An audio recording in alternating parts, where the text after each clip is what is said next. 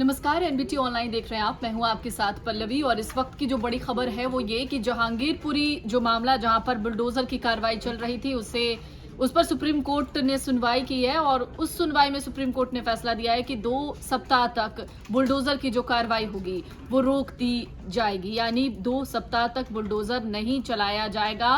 कल की खबर की अगर बात करें तो 50 से ज्यादा दुकानों पर, घरों पर बुलडोजर की कार्रवाई की गई थी, उसे तोड़ फोड़ दिया गया था, जिसके बाद सुप्रीम कोर्ट ने कल सुनवाई की थी और स्टे लगा दिया था। आज एक बार फिर से सुप्रीम कोर्ट ने सुनवाई की और कहा है कि 2 सप्ताह तक बुलडोजर की कार्रवाई पर अब रोक है। मेरे साथ दीपक हैं सहयोगी। दीपक, सुप्रीम कोर्ट में क्या क्या कहा गया है?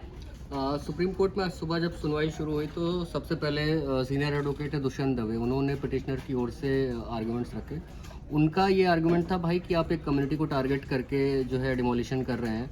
आपको कल भी हमने बोला था कि हम मेंशन करेंगे 10:30 बजे, लेकिन आपने 9 बजे से ही डिमोलिशन ड्राइव शुरू कर दिया, नगर निगम को टारगेट करते हुए बोल रहे थे। और फिर ये कहा कि एक एरिया है आपके पास दिल्ली में 731 अवैध कॉलोनियाँ हैं, वहाँ पे आप एक्शन नहीं ले रहे हो, केवल एक कॉलोनी क्योंकि वहाँ पे एक रिलीजन के लोग रहते हैं इसलिए आप उसको टारगेट कर रहे हो, तो ऐसा नहीं होना चाहिए। एक डेमोक्रेसी में इसकी इजाज़त नहीं दी जा सकती। इसके बाद कपिल सिब्बल भी पिटिशनर्स की ओर से पेश हुए। कपिल सिब्बल ने भाई ये कहा कि स्टेट जो है अब बुलडोज़र को पॉलिसी के रूप में यूज़ कर रहा है और इसकी इजाज़त कोर्ट को नहीं देनी चाहिए।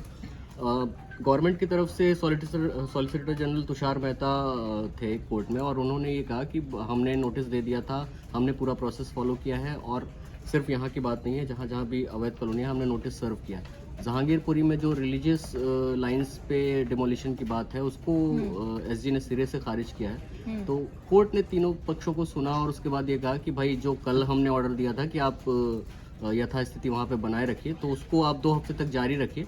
इस बीच आप किसी तरह का डिमोलिशन ड्राइव नहीं चलाएंगे जहांगीरपुरी में।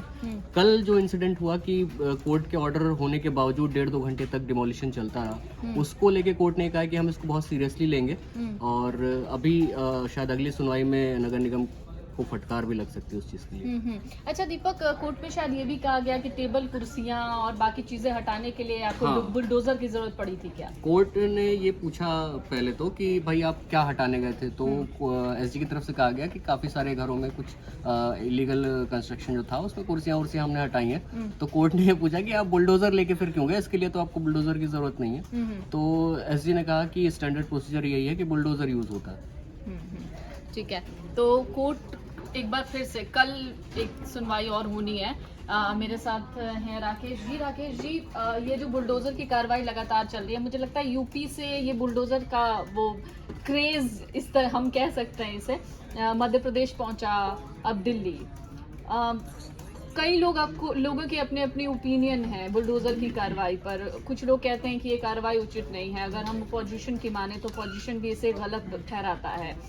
लेकिन फिलहाल जो परिप्रेक्ष्य है उस कॉन्टेक्स्ट में आप क्या कहना चाहेंगे? ये कार्रवाई सरकार की ओर से जब हो रही है या फिर एक तरीके से एक सख्त कार्रवाई की तरह, तो क्या इससे वाकई कुछ आपराधिक प्रवृत्तियों के लोगों को रोका जा सकता है जो हिंसात्मक रैलियां निकालते हैं या फिर कम्युनल राइट्स को बढ़ावा देते हैं? देखिए, इसमें दोनों तरह के इसमें सवाल हैं। मतलब जो विपक्षी दल आरोप लगा रहे हैं या जो इसमें याचिकाकर्ताओं का वो आरोप है, और वो उसमें बड़ा सवाल ये कि भाई जब वहाँ पर जो हिंसा हुई तो उसके ठीक बाद ही ये कार्रवाई क्यों हुई, तो वो कहीं ना कहीं मतलब इसमें दिखता है कि क्या मतलब उसके पीछे की वजह सियासत है क्या।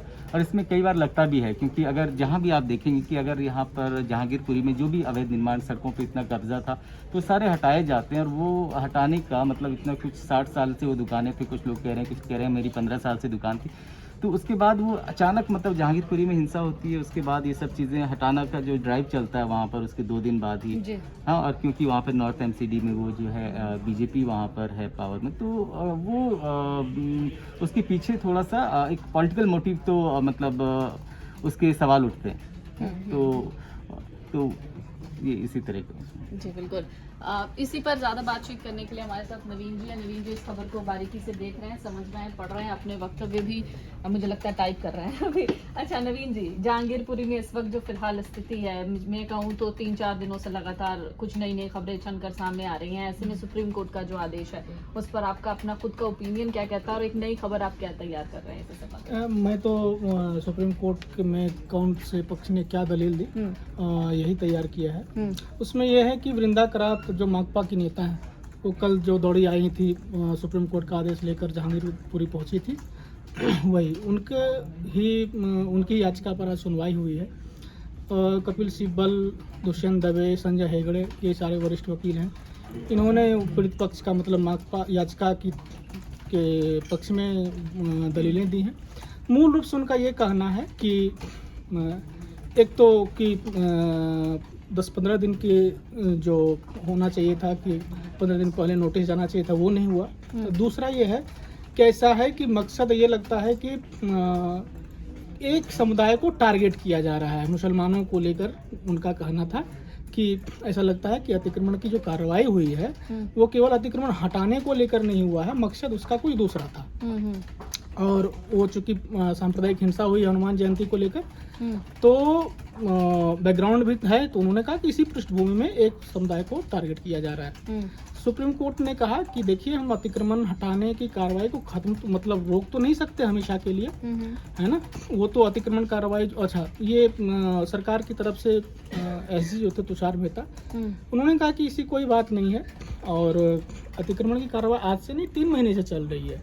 आप कल हमारे यहाँ एनबीटी ऑनलाइन पे जुड़े थे आदेश गुप्ता, बीजेपी के प्रदेश अध्यक्ष, उन्होंने भी बताया कि ये इस साल 7वीं बार जहांगीरपुर में बुलडोजर गया था। अच्छा। कल तो उन्होंने कहा कि 6 बार गया तो किसी को कुछ पता नहीं था। ये चूंकि हिंसा का मामला है और मीडिया वहाँ पर है तो सब लोग हल्ला कर रहे हैं। ये सामान्य अतिक्रमण हटाओ अभियान है, इसमें कोई दंगे से या हिंसा से कोई लेन देन नहीं है। तो कुल मिलाकर ये है।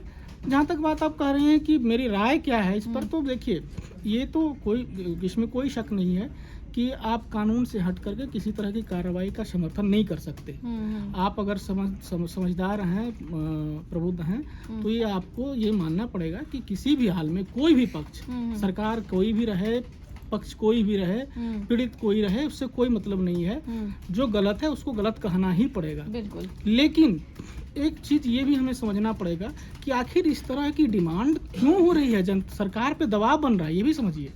अगर सरकारें ऐसी कर रही हैं तो नेताओं को चुनाव में जाना पड़ता है, ये आप समझ लीजिए। और कहीं न कहीं उन्हें जनता की आवाज को सुनना पड़ता है।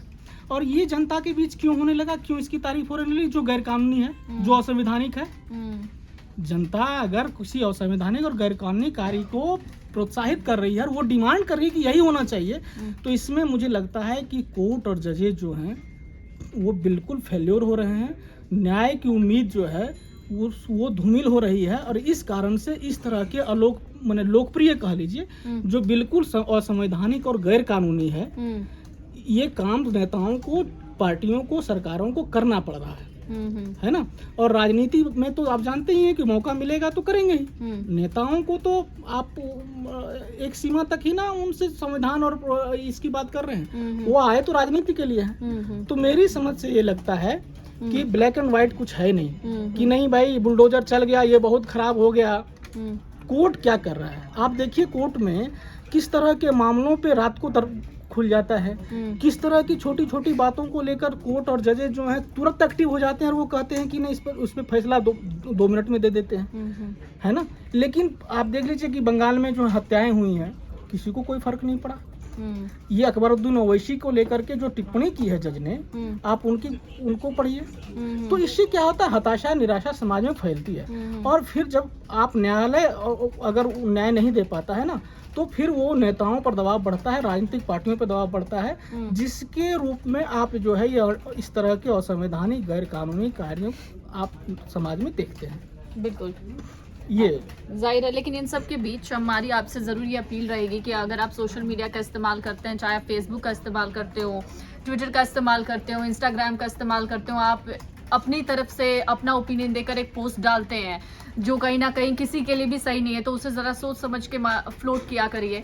क्योंकि अगर आपके पास कोई मैसेज आता है व्हाट्सएप के थ्रू या दूसरे सोशल मीडिया प्लेटफॉर्म के थ्रू, और आप उसको बिना परखे, बिना जांचे, बिना फैक्ट चेक के अगर आप उसे फ्लो करते हैं, तो वो भी बुरा है। ये हमारी तरफ से आपको लेकर एक अपील है। और जहांगीरपुरी से जितने भी जुड़े हुए अपडेट्स हैं वो हम लगातार आप तक पहुंचाने की कोशिश कर रहे हैं। कुछ नई खबरें भी बन रही हैं, वो भी आपको थोड़ी देर में देखने को मिल जाएंगी। बने रहिए हमारे साथ। नमस्कार।